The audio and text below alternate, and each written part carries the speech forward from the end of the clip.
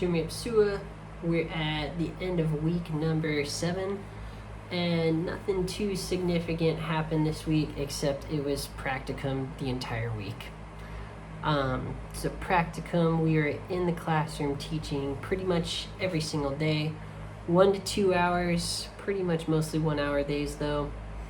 And it was a pretty consistent grind of going to language class, prepping for practicum, and then doing practicum for the whole rest of the day. Originally, the schedule was supposed to be like we teach from 7 to 10 in the morning, have some kind of review, do some language, and then prep again for practicum. But something with the kids' schedule made it better for the students to have practicum at the end of the day.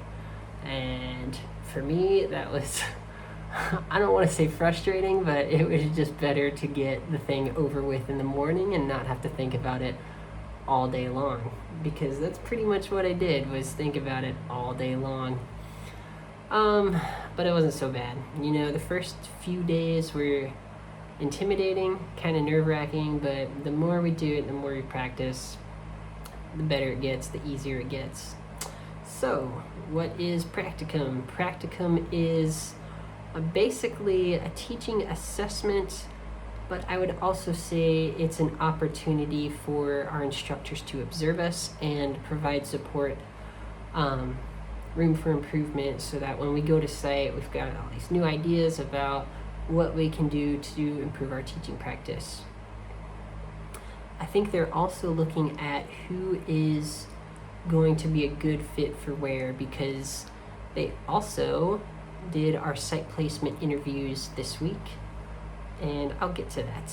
So practicum, we did 4 days in one school, 5 days in another school, and there are 6 groups of 6.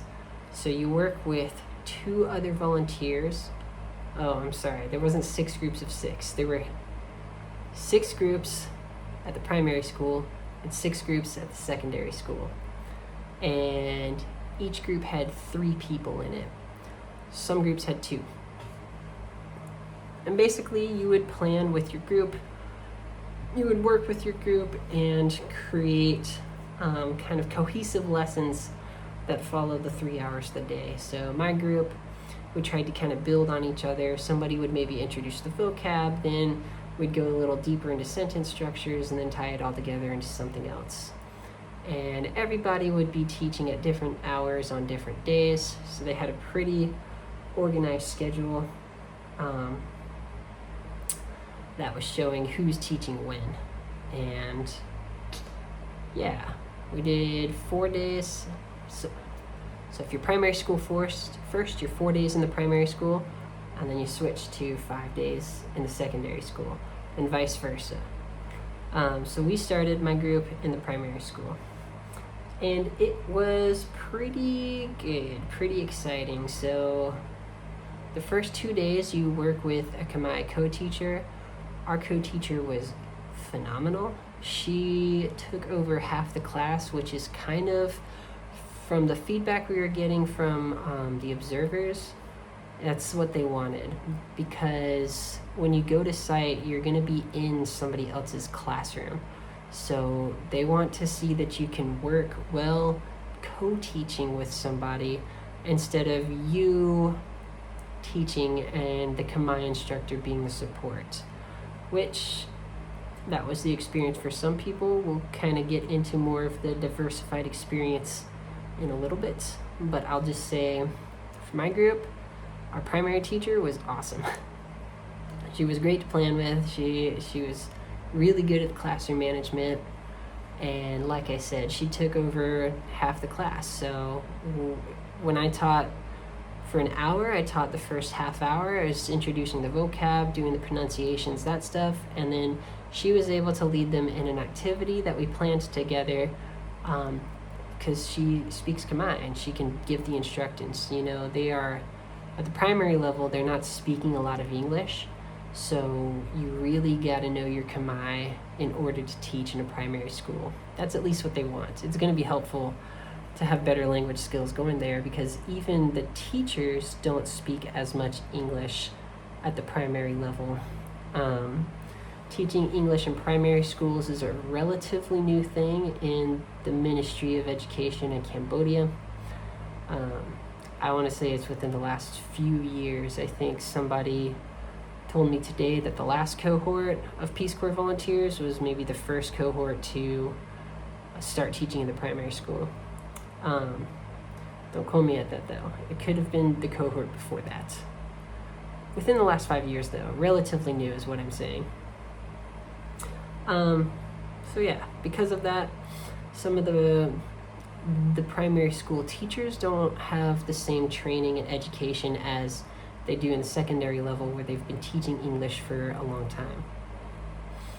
So we did that for 2 days with the Khmer teacher, and at first I thought when I came to Peace Corps, I was like, I want secondary school, that's all I want to be in. Nothing against little kids, but I just didn't want to teach little kids. I got my degree to teach in secondary school, and I like older kids. I like the higher level thinking stuff, and so I was like, put me there. But then I got to primary school, and you know what? You pretty much just play games all day long. It's like you just plan very, very simple lessons. You know, they're just learning words and basic sentences, and you just teach that and make it fun. And so I was like, that's awesome. Like, I could actually honestly play games all day long. Like, yeah, that was definitely a different perspective. So when I had my site placement interview, it was like the day after my first day in primary school, and I told him that. I was like, you know what? I didn't think I liked this, but I'm totally about it. The next day, however, the Khmer teacher was not there, and the class was total chaos. Like, the amount of the respect they have for a Khmer person versus an American person is night and day. And yeah, they were just total ruckus off the walls. Like, could barely get them to quiet down. So that day was a little more rough.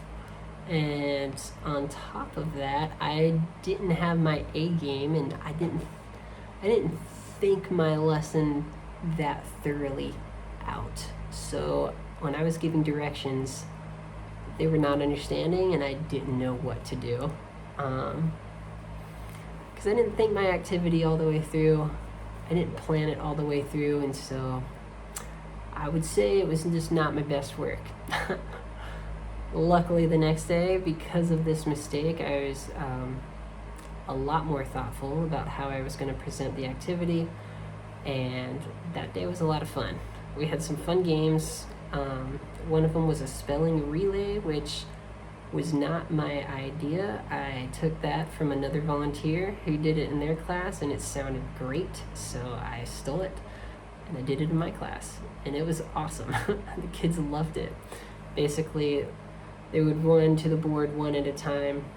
There's a bunch of blank spaces with vocabulary words. It's like 5 letters, and each student has to put one letter, and then give it to a pen, give it to another student, come up one letter, come up one letter. It was awesome. So that day I did record, and I put it on here if you are interested in watching. And also, I taught third hour that day, and I remember the second hour the kids were getting a little bit ruckus, a little bit not listening, but our observer that day, her name's Wani, and she's just got a very disciplined presence. And between the second hour and the third hour, she got up and she was like, hey, do you guys want to be good students? How do good students act? What are you supposed to be doing? And so they were pretty disciplined when I got up to teaching, which I was very grateful for. Thank you, Wani. So speaking of that, the observers change every single day. So you have a new observer every day that you're teaching. That way, you know, obviously we get different feedback from different teachers, but then all the teachers can see different students and kind of gauge the levels. And all of this informs site placement. So we'll jump into the site placement interview thing here. Really what it was about was, where are you going to be a good fit for teaching? Are you going to be better in the primary school, or are you going to be better at the secondary school? I had thought it was a little more than that. Like, what do you want out of a living situation? Like, do you want to be rural or urban? But they don't even ask that question. They're really, really focused on, are you going to be better with kids? Are you going to be better with adults? So like I said, I told them I could pretty much go either way. They ask questions like, what are your strengths in teaching? What was one of the challenges in community teach? And then, which one do you think you'd be a better fit for, primary, secondary? So that's what they were looking for. At the end, they also asked, do you have any other things you'd like us to know? And that's where I slipped in, I want to be in nature. That's pretty much my only request is like, put me in the woods, please. Yeah. So that brings us to secondary school. So secondary school, my first day, we had 6 kids show up to the class, which was down from 30. From what I understand, the people who were teaching in that classroom before us, they had 30 kids, down to 15 the day that they left, and then we ended up with 6 students. So it was a lot smaller than we anticipated. We definitely planned for a class of 30, but you gotta wing it, So had to be a little flexible there. I will say I really liked the smaller class size because I was able to gauge the students' levels so accurately. Like, I knew exactly where every student was at. I knew who the strong students were, and I knew who were struggling, and I could give attention to the ones who were struggling, and I was able to give attention or more challenges to the students who were above the mark, basically. So that was exciting because the first day I came in, I got to see what the students' levels were and what I was working with, and the second day I was thoughtful about how to differentiate the assignments. So I knew some kids would finish early, and I was prepared for that, and I had stuff for them to do once they were done. And then likewise, I knew some kids would struggle, so I created kind of modified documents that would provide the support that they need. Basically, they were reading sentences and trying to match the sentence as a description of a vocabulary word. It was sports, so like swimming. You read the description, somebody is in water and they move their arms and legs, and you match that to swimming. Some kids obviously knew how to do that, but other kids still struggle reading English, so I underlined keywords like water and arms and legs and tried to guide them to just focus on what are these keywords and what is that association with sports. Which felt really good. And after doing that, I was like, whoa, okay, duh, I want to do secondary school. It's just like, it just feels like my niche. I feel like I feel better at teaching in a secondary school, and I like the older kids because they can do the higher level thinking stuff. That's fun for me. Games are cool, but I think games might get repetitive day in and day out, and I wanna be teaching. I don't know, that's just me. Everyone's got a different take, but that's where I want to be. So we'll see what happens. Yeah, so those were the 2 days of last week. I'm on Tuesday of the next week, and I'll talk about the rest of it next video. The other thing that's going on this week is language is not happening for me anymore. I feel like my brain has just reached capacity for language. And we still have it every single day for about 3 hours. And it's just I'm not intaking any new words, but luckily I'm writing everything down so that when I get to site, I've got a whole list of new things that I can study. But yeah, the short-term memory just is not there with me anymore. I've reached capacity. I think it's funny too, I've been noticing. So when I came to Cambodia, I knew a little bit of Spanish, and so I would like code switch with Spanish. It's like your brain's just like, a foreign language, we got this, we know what to do, we've done this before. And I would try to say things in Spanish when we're not in a Spanish-speaking country. You know, it's like the word for always, like, oh, sobre, we got you. The word for very, oh, muy, we got you. Like, those are just the automatic things that are coming up, because that's what I know. And so, like I said, foreign language equals this. That's what the brain does. Now, I've learned so much Khmer that I can barely recall any Spanish. Like, I'm automatically going to Khmer for a lot of these words that were automatically Spanish before, which I think is really interesting. I wonder if I'm ever going to be able to go back. I'm sure I will be. I'm sure if I go to a Spanish-speaking country again, the Spanish words will come back, and then the Khmer will be suppressed. But that's not the case now. The case right now is I don't know any Spanish anymore, and it's all Khmer, which is fun and pretty relevant to what I'm doing now. So, that being said, it tied it all up with pretty relaxing Sunday this week. I didn't really do anything with anybody, which was nice. Actually, I did go to a coffee shop with my neighbor Dean, and then we met a couple volunteers there randomly.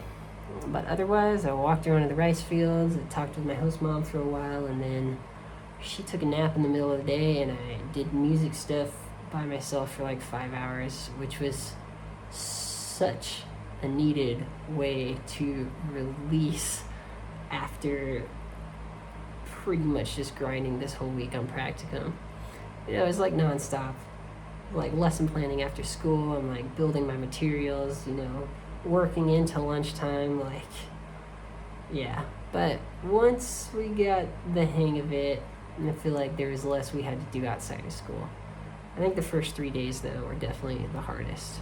But I'm at the tail end of it now. Like I said, tomorrow's the last day of it. I'll talk about these 3 days next week. But